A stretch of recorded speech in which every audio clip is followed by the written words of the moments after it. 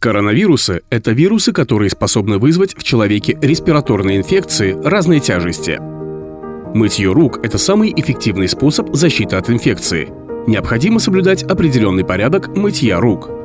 Выдавите жидкое мыло на одну ладонь или хорошенько намыльте руки кусковым мылом. Тщательно протрите одну ладонь о другую. Запястья рук. Натрите ладонью правой руки поверхность левой руки и натрите ладонью левой руки поверхность правой руки. Протрите ладони друг от друга и между пальцами.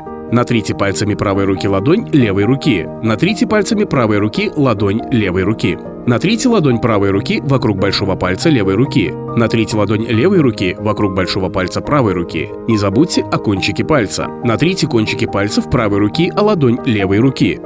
Натрите кончики пальцев левой руки о ладонь правой руки. Почему важно соблюдать все эти этапы?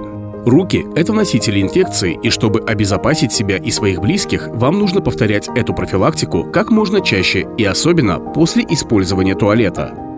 После посещения любых общественных мест. До приготовления еды и до принятия пищи. После контакта с животными. До и после ухода за больным.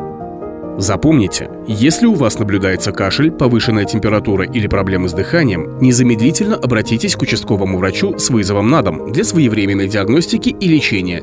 Не занимайтесь самолечением.